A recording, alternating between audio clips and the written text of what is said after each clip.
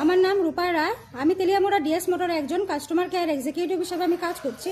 Sir, আপনার নামটা কি আছে আমি কি আপনার অ্যাড্রেস?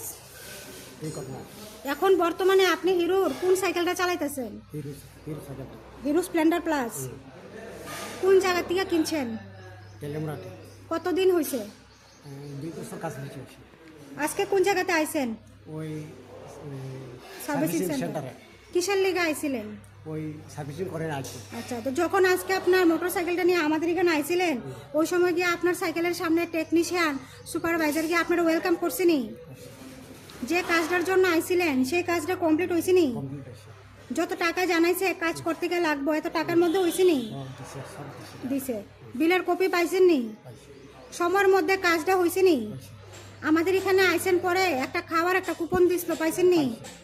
আজকে যে আপনার মোটরসাইকেলের টেকনিশিয়ান যে কাজ করছে, ওই কাজটা যদি ভালো লাগে তারা একটা নাম্বার দিতে লাগে। বেশি ভালো লাগলে 9 নাম্বার বা 10 নাম্বার, যে কোনো একটা। আর মোটামুটি ভালো লাগলে 7 নাম্বার বা 8 নাম্বার, যে কোনো একটা। ভালো লাগছে। তাহলে কত নাম্বার দিবেন? আমার তো 9 নাম্বার না 10 নাম্বার দিবা? 9 নাম্বার না 8 নাম্বার না 7 নাম্বার। আজকে যে স্কুটি আর মোটরসাইকেল একটা পূজা দেওয়া হয়েছে, কেমন লাগছে?